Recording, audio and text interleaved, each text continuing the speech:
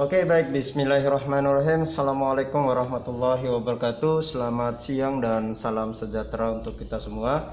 Bagaimana kabar semuanya? Mudah-mudahan baik. Tetap jaga kesehatan.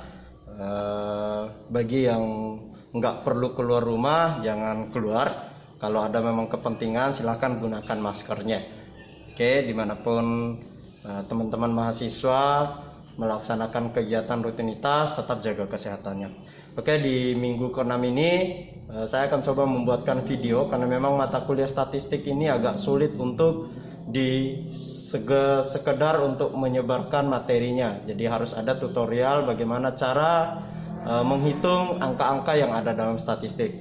Jadi di materi yang sudah saya kirim itu adalah materi tentang distribusi frekuensi.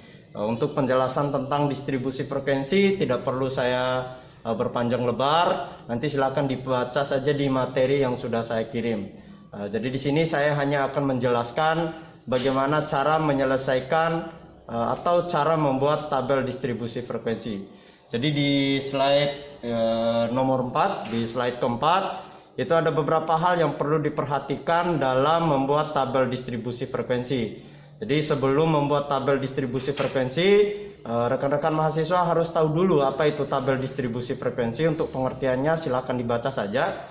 Tetapi ada beberapa item atau ada beberapa elemen yang harus diperhatikan di tabel distribusi frekuensi, biar tidak salah pengertian. Yang pertama di slide 4, hal-hal yang perlu diperhatikan dalam tabel distribusi frekuensi. Yang pertama adalah kelas-kelas. Jadi silakan dilihat di slide nomor 6, itu ada contoh tentang tabel distribusi frekuensi. Apa yang dimaksud dengan kelas-kelas? Jadi di sini sudah ada ya, sudah ada saya tampilkan yang dimaksud dengan kelas-kelas. Ini salah satu yang ada di slide 7. Kelas-kelas yang dimaksud yang pertama, bentar. Oke. Yang pertama di sini ada tertera nomor kelas. Nomor kelas itu ada kelas 1, kelas 2, kelas 3 sampai dengan kelas 9. Inilah yang disebut dengan kelas-kelas. Kemudian selanjutnya adalah batas kelas. Apa itu batas kelas? Di slide 7 itu nilai yang membatasi antara kelas yang satu dengan kelas yang lainnya. Jadi batas kelas ini ada dua. Jadi batas kelas ini ada dua, yaitu batas bawah dan batas atas. Yang mana yang disebut dengan batas bawah? Batas bawah adalah yang memisahkan antara kelas-kelas dengan kelas yang lainnya. Contohnya yang ada di kelas interval ini, yang mana yang disebut dengan batas kelas yang membatasi antara kelas 1 dan kelas 2. Angka-angka yang berada di sebelah kiri atau angka yang paling kecil, contohnya kelas 1 itu ada angka 10 dan 19.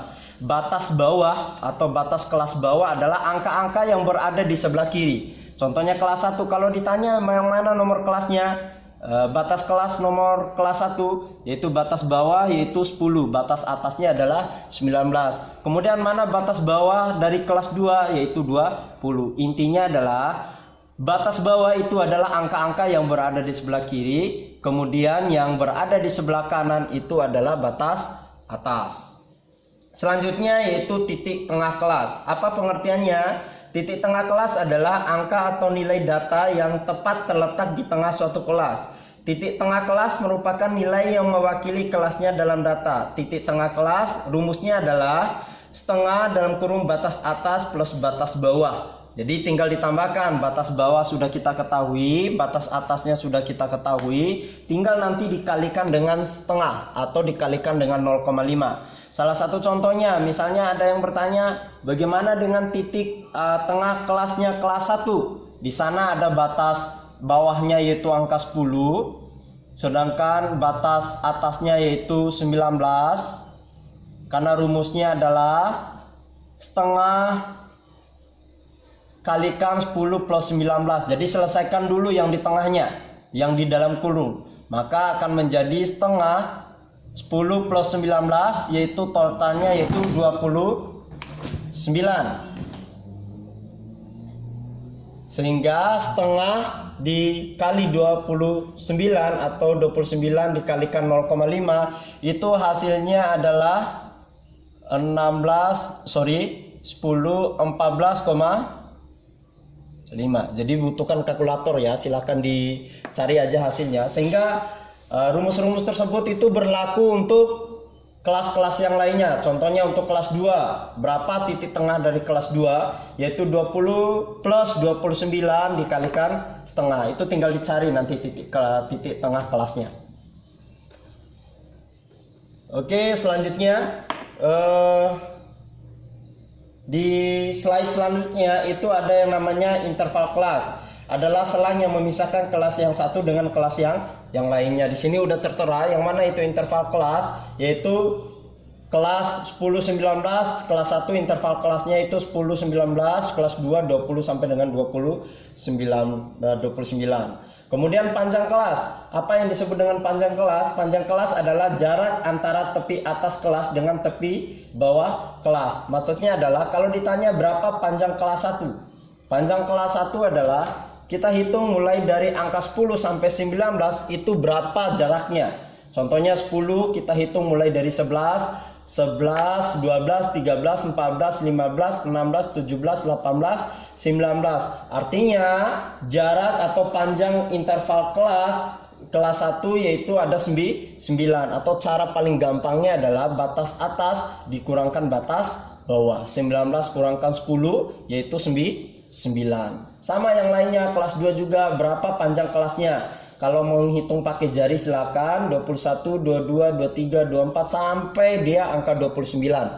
Jadi daripada jarinya habis, ya udah dikurangkan saja antara batas atas dikurangkan batas bawah. 29 kurang 20 9, 39 kurang 30 juga 9. Intinya di sini adalah panjang kelas. Kalau satu kelas itu panjangnya 9, pasti kelas-kelas yang lain juga panjang interval kelasnya 9. Kemudian frekuensi kelas adalah banyak data yang termasuk ke dalam kelas tertentu. Ini yang disebut dengan frekuensi. Lantas Pak, bagaimana cara mendapatkan angka 1, 6, 9, dan 31? Sebenarnya itu diperoleh dari hasil perhitungan yang ada di data acak. Data acak ini ada di contoh soal yang ada di slide 8. Jadi kita hitung misalnya di sana ada angka 27. Angka 27 itu terletak di kelas berapa? Ya, antara 20 sama dengan 29, artinya dia terletak di kelas 2. Biasanya dia akan dicentang 1. Mungkin ada yang pernah ikut panitia pemilu, ada hitungan Romawi 1, 2, 3, 4, 5. Sehingga semua angka-angka yang ada di slide 8 itu habis semuanya kalau dihitung. Sehingga diperoleh contohnya ada di sini ada angka 1. Artinya dari data yang ada di slide 8, angka yang terletak antara 10 sampai 19 ada 1. Kemudian angka yang berada di antara 20 sampai 29 itu ada 6. Begitupun selanjutnya sehingga diperolehlah jumlah total data yaitu 150.